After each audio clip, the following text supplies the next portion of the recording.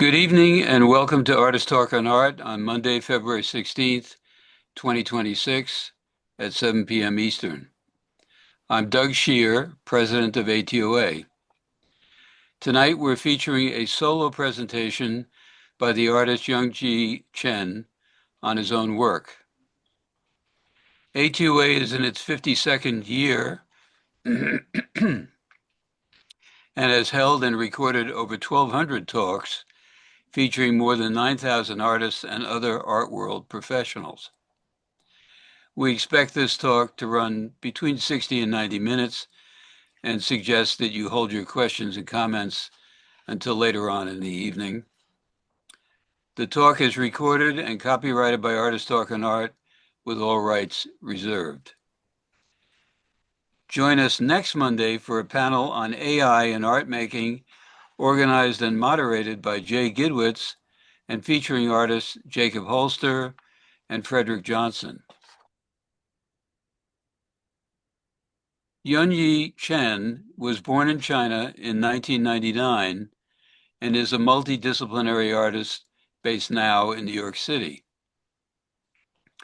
His works are mainly paintings and installations that explore the definition of warmth and love and share his emotional journey, which transited from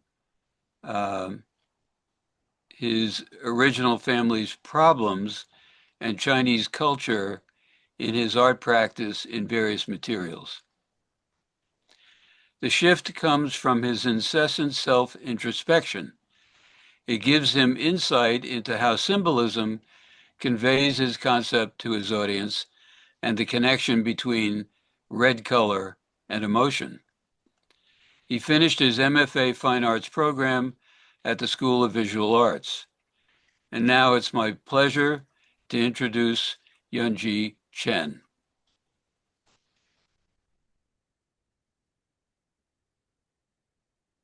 Yuanjie. Hi, I'm Yuanjie Chen. So today I gonna introduce my work from 2022 no 2022 to now. So I gonna share my philosophy with the slide. Hello everyone. Thank you for joining. My name is Yuanjie Chen. And today I'm going to share a talk titled Red as a Vessel.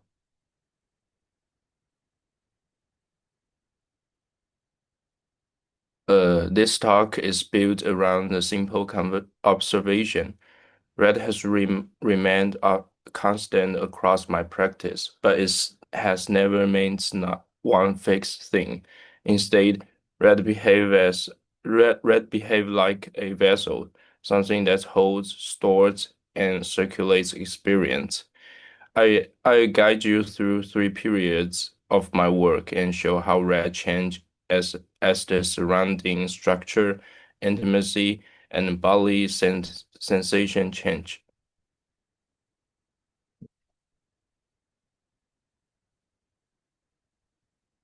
I'm a multi I'm a multidisciplinary artist from China based in New York City. I work primarily in shades of crimson red because it's a symbol of love, the color of blood, and an auspicious color in Chinese culture. I use red wax and fake blood because of their visceral quality.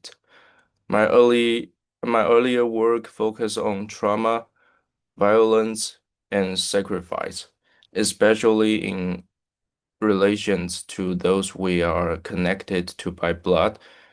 But my thinking has changed a lot this year. My new work explores the warmth of love, which until recently was absent from my life.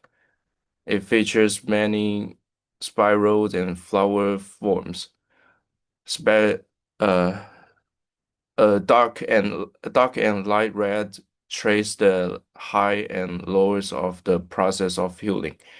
My work is inspired by my emotional journey, which has been one of defining, and desiring love.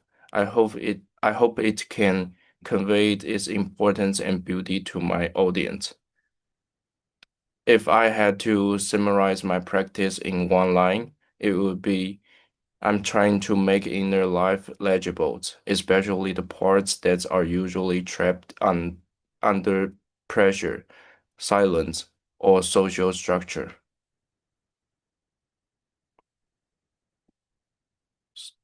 So why red? Red has thread through my entire practice. I don't treat it as a single symbol.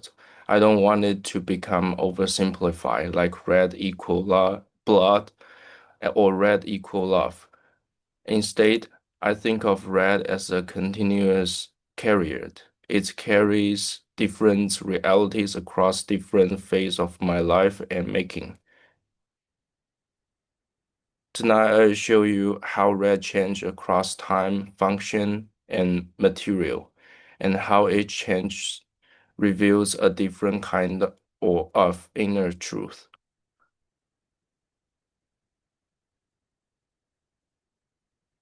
When I say vessel, I mean three things at once. A vessel is containers. Something that holds is also blood vessels. Something that circulates and is channel, a passage that's transport. That's how I use red. Red holds experience, red stores memories, and red circulates emotion and sensation. So red is not only an image, it's a system, emotion in the life becoming visible. Before we enter the works, I want to give you three viewing keys so we don't get lost in individual pieces. Key one is timeline. I move through three periods: structure to intimacy to embodiment. Red stays present, but its roles change as my life and language change. Key two is function. Red behaves as signal to warmth to pulse.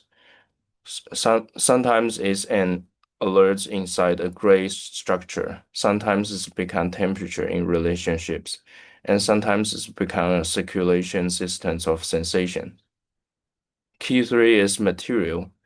Red change meanings when it meets different materials, cement, wax, or blood-like mediums, and the pluralism veil. Materials is not just technique, its time context is decide what kind of reality red can carry. With these three keys, you will see why I call red as a vessel. So the first period is about structure. The external world as a rigid, gray system. Here, red appears as a bridge.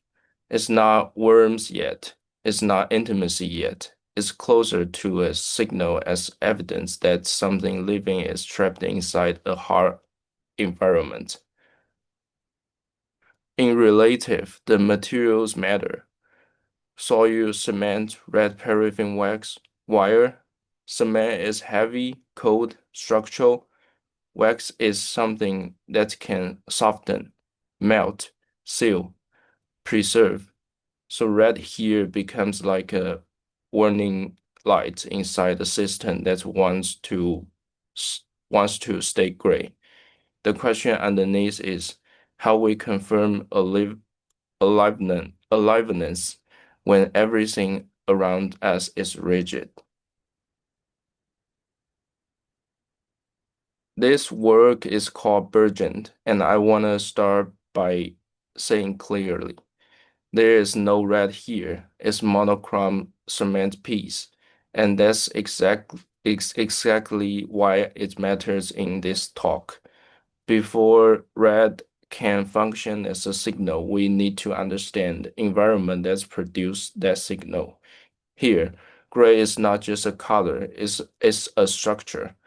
It's a concrete jungle, the logic of construction, the pressures of rules. Formally, the sculpture is built on a strong contrast, a clean rectangle block versus a rough, irregular, moment-like column that's rise through it. The the block read as ordered architecture system regulation. The columns reads as lived reality, uneven, stubborn, something damaged, but still standing. So, burgeoning my observation of the present, growth happens inside constraints, and it often takes irregular forms, small, small deviation, fractured, and stubborn persistence. And this is the ground of chapter one. When later appears, it appears inside this kind of structure. So it reads as a signal, a bridge, a trace of life.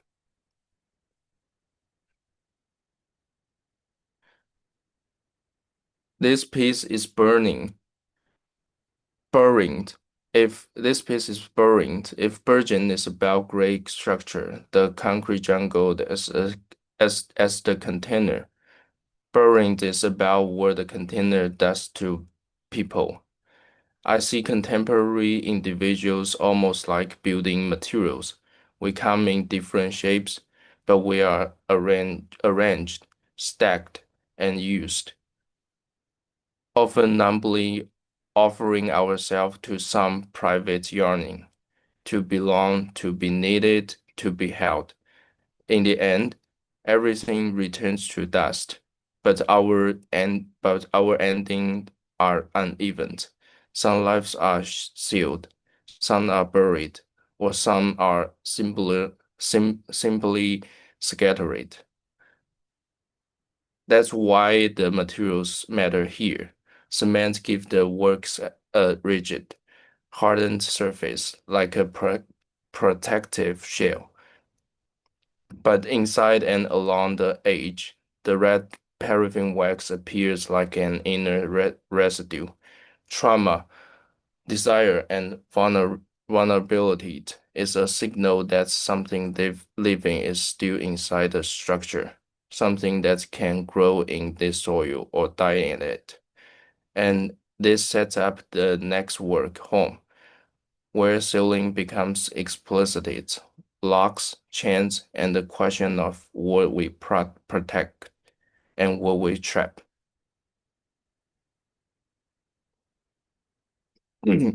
This work is titled Home. In the previous piece, Burning, I spoke about contemporary people as building materials, different shapes, returning to dust, and being sealed, buried, or scattered. Home is where the sealing becomes mechanisms, not just a metaphor. The materials list matter: paraffin, wood, cement, acrylic, and then the hardware, a latch, a chain, a handle. Those objects shift home from the feeling into the device.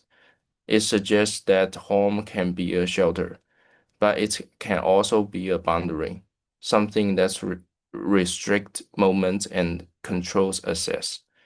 Here, red becomes a kind of stored interior. It's not warmth yet. It's not intimacy. It's feeling held under pressure, protected, but also trapped. So in this first chapter, red functions as a signal, a trace of humans inside a rigid world, waiting, pressing, insisting. And this is the point where the chapter close. Red hasn't become comfort yet. It still be evidence that something living remains inside in structure.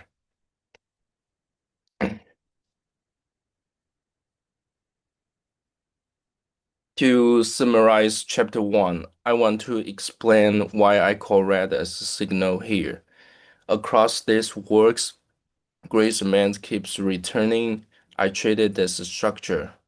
Home, city, social systems, the objective environment we relied on. We grow through it and we are formed by it. And what I learned through the period, especially while moving from China to the United States, is that living an environment does not mean escaping it. Life can change completely, new language, new routine, new survival skills, and and yet the original structure remains close the distance at the same times. It can feel absent on the surface, but I still shaped you in the dark, family, homeland, cultural habits, the logic you learned earlier on. The contradiction creates a dilemma that is hard to resolve. You become more independent and you also carry the old structure with you. For me, dilemma feels like a chronic wound, not an acute event, but a long-term condition. This is why red functions as a signal. The crimson paraffin wax is flash-like, viscous, pliable, and slow. It produced the sensation of the scar that never fully heals. Red becomes the visible trace of ongoing pressure. And at the same time, a question directed at me.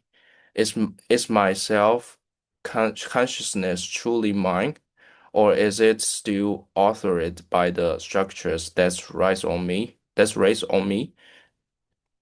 So the chapter one summary is simple. Structure dominates. Red appears as a signal within it, and the feeling is persistent, like a wound that keeps returning.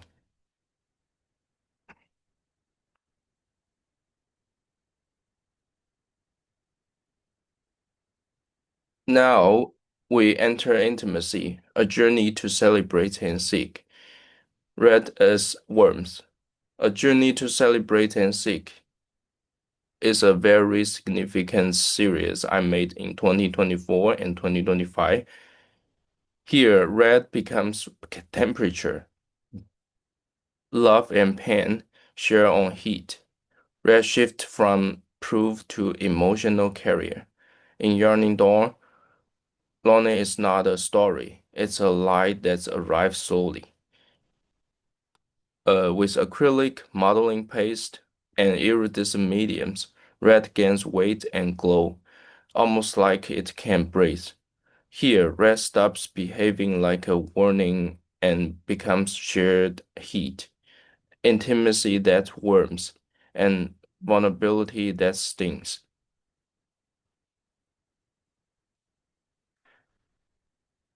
On this slide, you are seeing works from group I call Answer.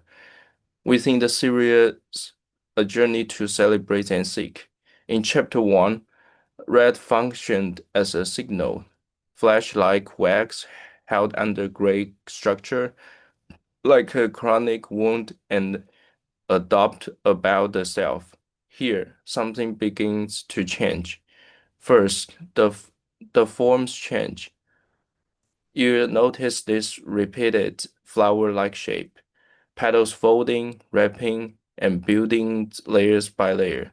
If you look at the detail in the lower left, answer 4, you can really see how the petals stack and how each other and hold each other.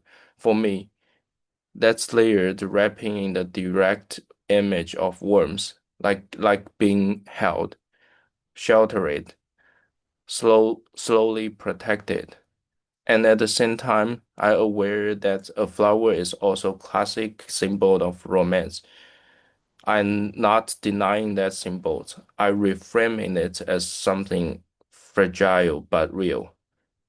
Romance as care, as patience, as a structure made through layers. Second, the color change. The red in answer is not only the crimson of blood, trauma, or traditional ritual memory.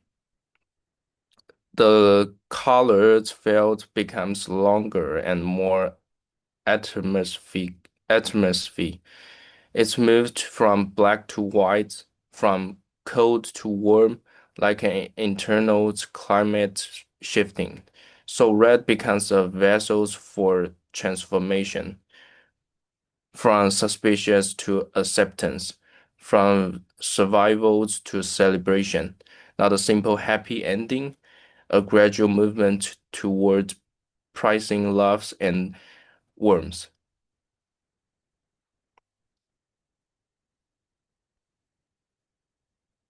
Before continue with the paintings, I want to speak about the sculpture first.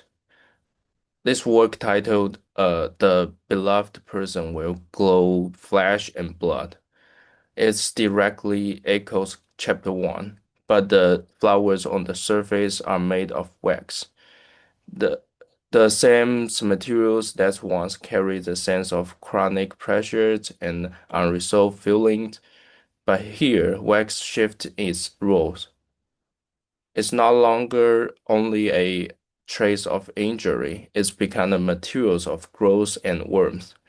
It also connects closely to the answer series.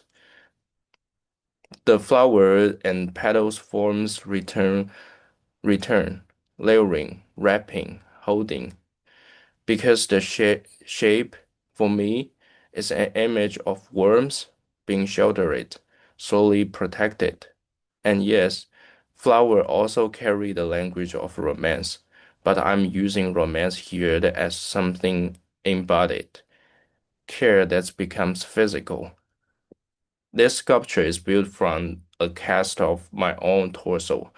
You can read it as a body growing out of dark, bare scaffolding, almost like an environment stripped down to structure.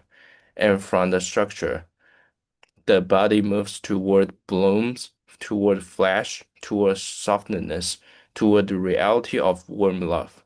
So the title is literal. The beloved person grows flesh and blood. Love is not just a feeling in this work. It's become weight, surface, and skin. Red here is no longer only a signal. It becomes worms made physical. Here are detailed shots because the surface carries the meanings. Upper left shows red growth gripping the dark scaffold, structure turning to flesh. Upright reads like skin, with wax flower echoing the petal logic of answer. Wrapping and holding as worms. Lower left shows density, red as a substance, not a color. And lower right brings back the torso, a body blooming into the fleshy reality of life. This this is where red becomes worms with weight.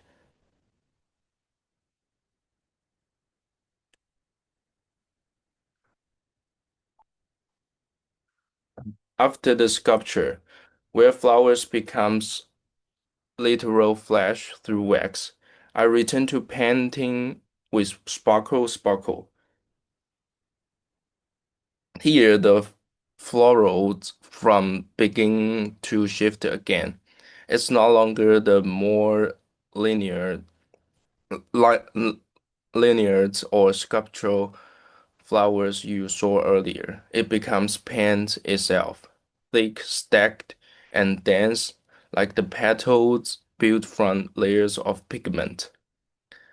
That materials change is important. With modeling paste, the surface gains weight and relief. And iridescent mediums, the red doesn't stay fixed. It catches light, turns, and shimmers. The saturation rise, and the whole field start to feel like a celebration, not a quiet romance, but a festive intensity, as if Worms is finally allowed to be loud. And then there is And then there's this path in the center. It's open through the red blooms and leads toward the brighter brighter space, almost like a passage or a route forward. For me, it's a simple image of movement. It's a way of walking through intimacy toward light. So in this work, red is warmth at its most radiant, layered, sparkling, and overflowing. It holds joy and vulnerability at the same time because the celebration, for me, is also courage to be seen.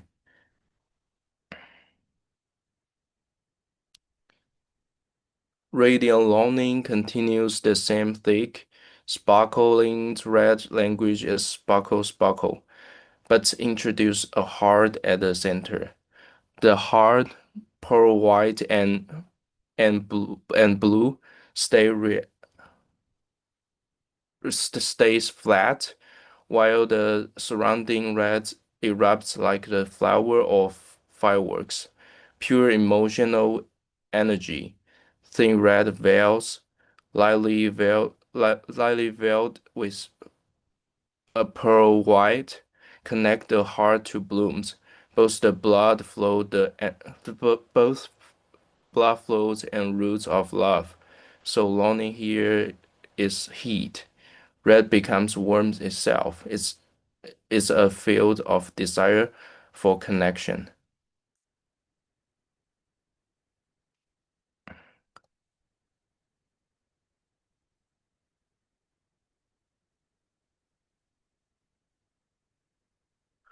Let me summarize chapter 2. Red becomes warmth. In chapter 2, Red was trapped inside the structure, flesh like wax under gray cement, a trace of pressure and doubt. Here, Red expands into atmosphere, a shared temperature between bodies. Across this chapter, the forms also change. The flowers and petals motif return again and again, wrapping in layers. For me, that layering is not decoration, it's a way of describing warmth as shelter and romance as something built through care and time. And the materials language thickens. Modeling paste, iridescent surface, wax, red becomes dense, luminous, tactile. In the sculpture, even becomes physical. A body moved from dark structure into blooms and flesh. So chapter 2 is not a simple happy ending. It's a turning. Its same intensity that once felt like pressures began to read as tenderness. And from here, we move in chapter 3, where red no longer describes relationship, but becomes pulse, sensation, rhythm, and inner circulation.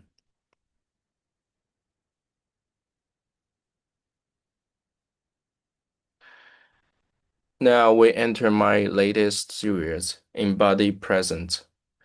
Here, red becomes circulation, not story, but sensation. Red behaves like a vessel, routes nerves. This period comes from a shift in my attention, from describing relationships to describing how feeling moves through my body, how sensation rises, change, and organize itself. So red is no longer primary emotion as narrative. It's become emotion as a physiology, as rhythms, as internal mapping. To open embody present, I want to slow down with the pair of small works. First, breath and tracing worms. I think of them as the earliest moments of embodied awareness. When Meditation first turns inward, and attention begins to give shapes to sensation. In first breath, the image is built around the hands. The black and white hands pressed together holds a quiet emptiness, stillness present and absent at the same time. Around the calm center, the red textures begin to pulse with warmth. It's not a story about love, it's, it's lingering heat of it, like the residues of an embrace, and the fragments later drifting across the surface mirror the mind. Thoughts arise, loosen, dissolve, never fully fixed, never fully gone. In tracing worms, learning becomes more directional. Light and shadows shape a face, echoing the idea that form is emptiness. Emptiness is form. Emotion appears, shifts, and fades. On the left, the structured symbols read as rational thought, an attempt to organize experience, and textured red forms carry a different kind of knowledge. Worms as presence, something you can almost touch. Together, these two works describe the beginning of the chapter logic. Breeze becomes form and worms become visible. Red becomes circulation, not narrative, mapping how sensation rise, settles, and becomes something we can hold. And from this first moment, the later works expand the inner mappings into large currents, how sensation becomes structure.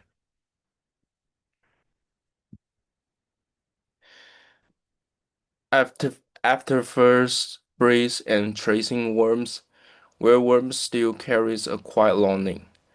This pairs this pair uh pillars in current, an echo of light, moves deeper into embodied present. Here the warmth is no longer desire. It becomes continuity, a steady temperature of attention. In pillar in the current, the focus is very small gesture. The touch between the thumb and the middle finger. In meditation, that contract becomes the point you can return to again and again. The sensation feels like pillar, something something firm inside shifting wave of thought. The warm tones here are physical warmth, not emotional intensity. The body quietly proving that steadiness is possible. An echo of light turns inward. It's about what happens behind closed eye. A subtle warmth, a soft glow of presence, and even the gentle arrival of sound. These sensations are delicate, but they can bring back memories and clarity, not a story, but as a quiet resurfacing. Together, this work showed a key step in this chapter. Attention turns the body into anchor inside impermanence. Red doesn't illustrate a narrative. It marks the rhythms of sensation and the way meanings return in stillness. And from the steadiness, the next work span the idea circulation into a large system, how sensation becomes structure.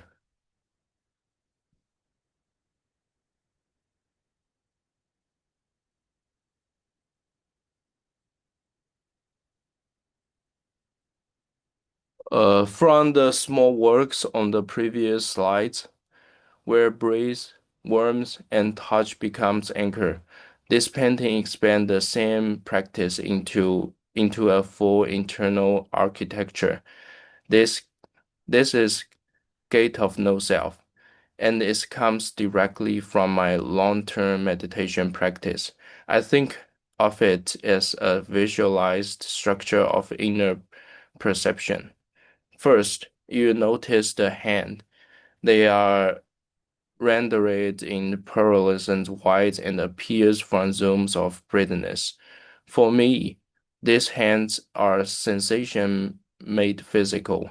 Some gesture, pray, prayer, lowering, lifting, come from postures my body naturally takes during meditation. Others, clench fist, tense finger, record how the body reacts to anxiety and pain in daily life. But the hands are not just image, they act as a boundary. They divide the external environment from the internal world of consciousness. There are also ritual quality to them, almost like spiritual iconography, because they marks the threshold where the outside world becomes something I can know only through sensation. Inside that boundary, I place two center, the brain and the heart. The brain functions like a passageway, almost like a security gate. It filters coming sensation and reorganizes it. The heart is the emotional core, where longing, family ties, and trauma coverage. And between the two, there is both connection and tension. From the brains, three pathways emerge. The first is red vein-like structure, a vessel system. It stands for bio, biological connection, but also emotional circulation, how feeling links parts of the self. The second is a fluid fluid trail of sensation. What still slips into the heart even when I try to observe it mindfully. It's my way of admitting that awareness doesn't erase feeling. It changes how feeling moves. And the third is a set of yellow-green signals.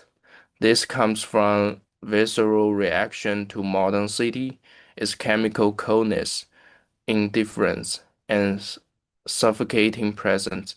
They just describe how an environment can enter the body quietly and still reach the emotional core.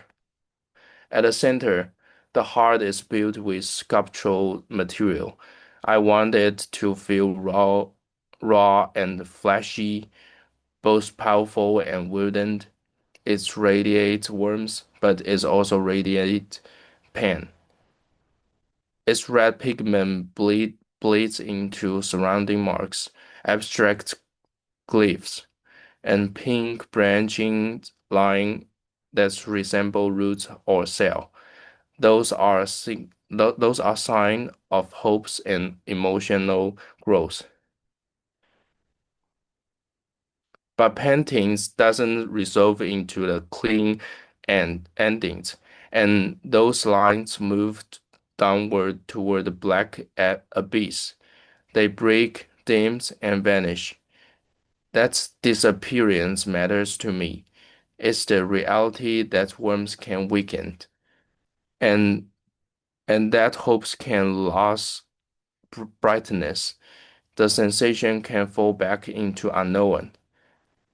The whole canvas is struck by gradients, dark to light, echoing re religious iconography of divine light, but it can also be read in reverse, sensation arising from the unknown depths, gradually entering awareness.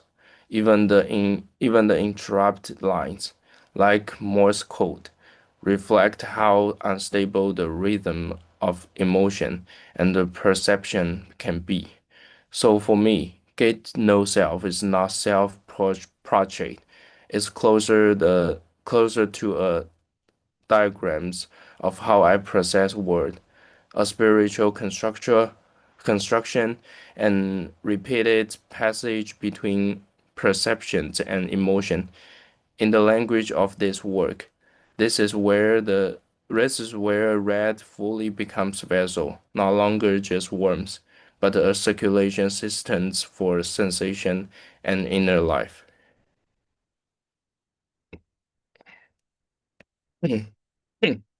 Let me close chapter 3 with a simple idea. This is where my work turns fully inward. In the first pair, breath and gesture becomes entry point. Attention gives sensation a shape. Then in the next pair, the body becomes an anchor. Worms is no longer longing, but continuity and stillness. And in Gate of No Self, the inner intention expands into a whole architecture, hand as a boundary, the brain as the brain as gate, the heart as an emotional core. So red is no longer describing a relationship, and it's no longer only a temperature. Here, red becomes pulse, a circulation system that maps how sensation rise, organize, and returns. This is the final step of red as a vessel in today's talk. Red as rhythm, red as pathway, carrying inner life into visible.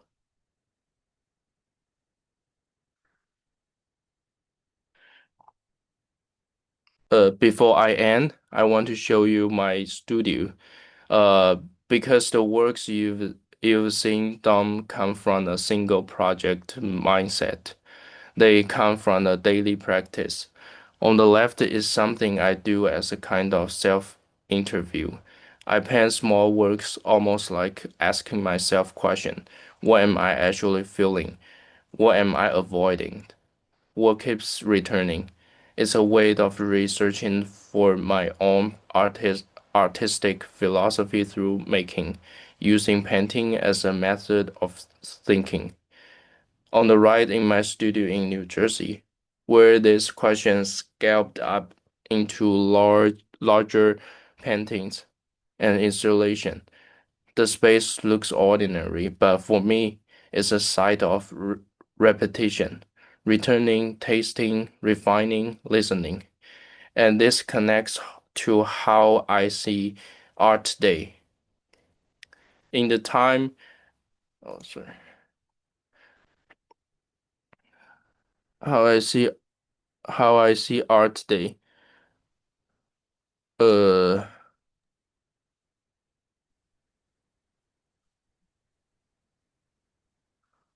in a time when everything is heavily commercialized, I don't believe art making is only production. I see it as kind of practice. I see it as a kind of practice, almost a discipline, a way of discovering what is real inside me. We work with different materials, painting, sculpture, installation, but in the deeper sense, we are constantly defining the materials we live with. Crimson paraffin wax that looks flash like acrylic that's flash like acrylic painting that piles up and blooms. This these are not just technique; they are companions for reflection. They help me meditate to slow down and meet myself more honestly.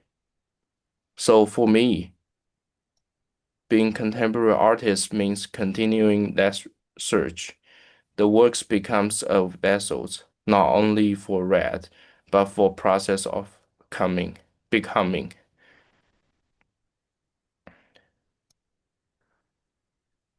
So that's my that's my work from 2020 to to 2025. So I'm keeping creating and making and thinking. So that's my talk, today's talk. Thank you very much. Can we direct some questions or comments to you? Yeah, sure. Um, so red stands for good luck, for joy, for prosperity, for vitality, or life force in China. Um, it certainly has a place in the wedding ceremonies and various other ceremonial practices. Uh, you can't think of red without thinking of the East is red, which is a communist sort of an anthem, not really formal, but like an informal anthem. Um, I know you're way too young to have experienced the Cultural Revolution, but does the color red have some resonance for you, um, either politically or culturally beyond art making? Uh, yeah, this is a very good question, and you know, my audience, a lot of my audience asked the same question to me because the red, the blue, they are political, they are a little political, but for me, just I I never think about the overtone, like in uh political meanings. So, but I'm still thinking about this question because I'm living in a in a cultural environment with a lot of red. Like today is the Spring Festival in China, Mhm. so it's a very good day. So everyone, use the old guys give me the red pocket. Everything is red in this city, like red is auspicious. So I think because I living in this environment with a lot of red, so the red the red environment give me, it's affect me. Even I didn't, think about the the meanings of red, like in political meanings or cultural meanings. Maybe cultural meaning, I think something about cultural meanings, but for the political, I never think about it because my work is just about, like I said, I do some meditation, I search myself, so I don't want to, I think it's not means a lot of me. So yeah, that's my answer. Okay. Does anyone else have a comment or a question? If you do, you can unmute yourself. Yeah, sure. Um, Hi, this is Babs Reingold. Can you talk a little bit more about your process of making the objects and how you put the 2D together, the 3D, even the processes of the materials, and how those are a part of the work?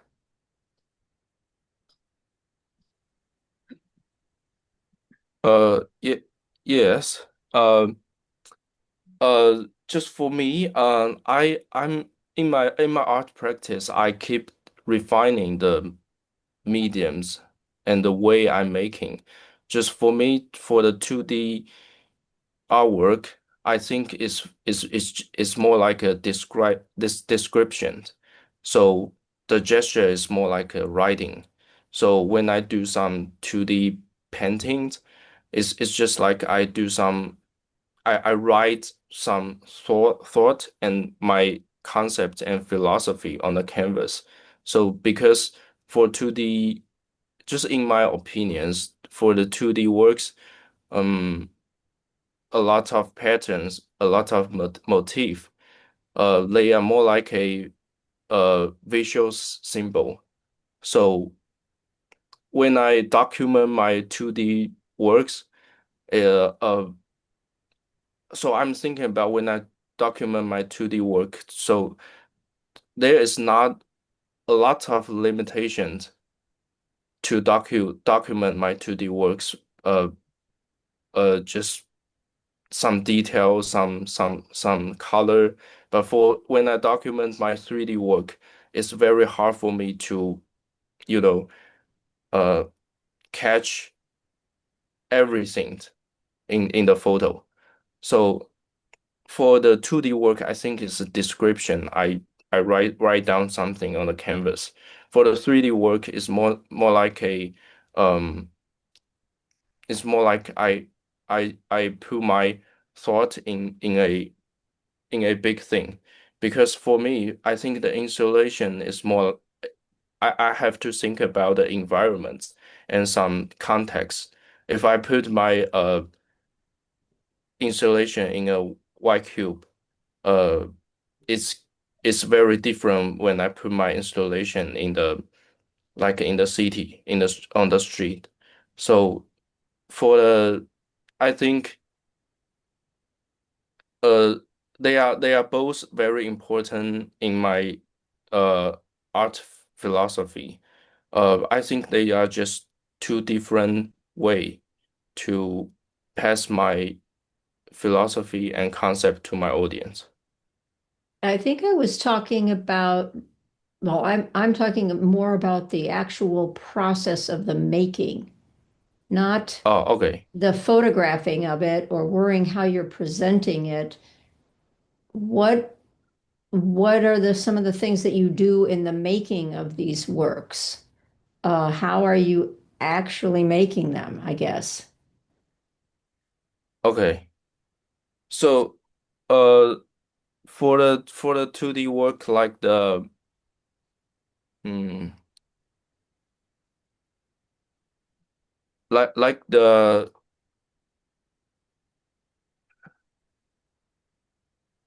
so like this work, so I just use the modeling paste and I mix my acrylic paint and the modeling paste. So I pile them up and make the very uh thick texture. So for the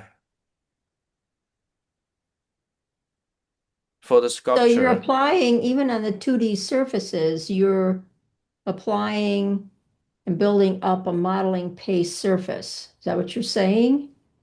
yeah. Okay. Okay. So okay, so for the sculpture, I use the wax to like the flower. I just use the wax to piling up, so make them like a rose, and and so I put them on the torso. So for this sculpture, for this installation, the torso I use the pastel benders. I make them to cover my body, my torso, and when it's dried, I I ask my I ask my friends to use the scissor to cut them.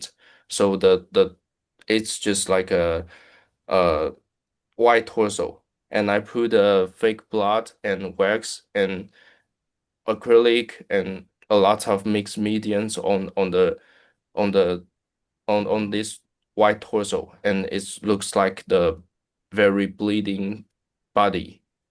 And I put a form uh and and then I for this black scaffold, I use the wooden to make a very rectangle uh base. So I put this torso on the base. Is more is This is the weight I'm making this installation. Okay. Because I was catching, this multitude of materials, and I was just trying to figure out how you were using them. Okay. All right. Thank you. I mean, some of the stuff almost looks, the 2D almost looks like you're manipulating a photograph, but you're not manipulating a photograph in any way. You're building the forms even on the 2D. That's what I was trying to figure out. Yeah, because Okay. yeah, it's better for me just use the photo as a reference. Maybe some motif like some line or something. I just do some sketch and then I use the sketch to do my 2D painting. Mm-hmm. Yeah. Okay. Thank you. You might be Yeah, interested thank to you. know, Yunji, that we actually operated at School of Visual Arts in the 2000s for about 4.5 years. Uh, and one of the Chinese artists that we had during that period was Wenda Gu. You know that name at all? Uh, Uh who works with no. human hair, another conceptualist.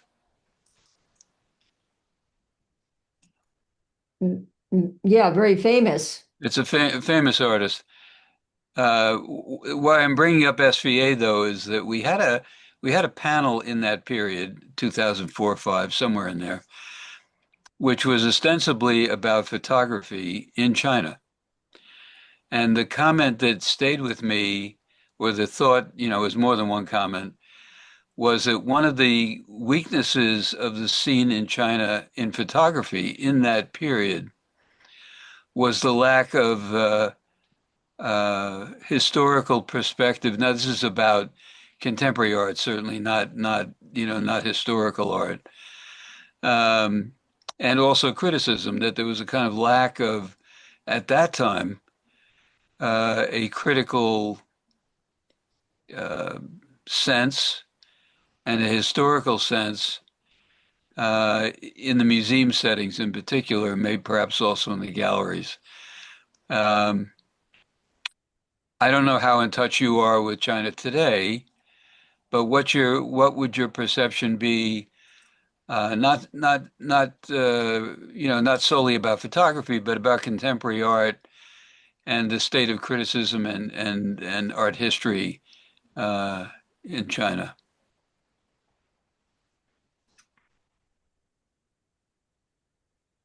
Mm. Uh I uh just for me I think you know I think I took my the BFA in Shanghai. So Uh, I for me I it just in with all due respect, I think Shanghai is the they got the best art environment in China. right, So right. that is the Chinese contemporary art, Hmm. but there is still a lot of limitation when I do some work in Shanghai. So you know just so and for me I learned a lot of technique in my college, like how to use some materials to make a sculpture, how can I paint a very good stuff. So when I go to the United States and I go to my uh school of visual arts, so I start to you know learn how to be a contemporary artist, like how to make my website, how to Hmm. uh administrate my art career. So I have I participate some shows in New York City, but it's barely to participate some shows in China. So Uh-huh. but I have been China like for half a year. So I stay in Hmm. China and I still get in touch with the artist, my artist friend, my Chinese artist friend. So I think uh just so just first one is the if I make some contemporary art in China, so there is a little more limitation than in American. The second one is the market is not like big like in the United States. Right. So this is my opinion and perception. So So you're still going back and still Beijing and Shanghai would be the two thriving art scenes still today, excluding for the moment Hong Kong, let's say, huh? Yeah. Okay. Any other questions or comments from anyone else? Well, I had raised my hand. I Oh, lower it. go right ahead, Uh, Klaus. if you go either to your last slide, the thank you slide, or the one, what was it called? Light, Echo of Light, where you had a head on the right and a hands on the left. Uh, Mm, yeah, Yeah. this go. one? That's fine. Or the one before. Yeah, stay with that. So I'm intrigued by those white lines. Are they signals that come from the outside world, or those are internal thoughts and feelings, or what do they symbolize? Uh, this line is like a icon, like some code, uh, because the color of this line is very close to the like the hand, like the face I paint. So it's more like deconstructor, uh, for my for the reality, like the face, like the hand I paint. So it's like a transition from the reality to the emotion. So uh yeah, so this symbol is just some very abstract feeling, just from it's more like a abstract transition from the reality to emotion. So they always happen between the red modeling paste, like the flower symbol I do, and the real thing I paint is the same. So that is the meaning of, and that is the meaning and my philosophy of this Because white they're line. almost like a writing, like they carry Yeah. messages. Okay, that's why I was intrigued. Yes.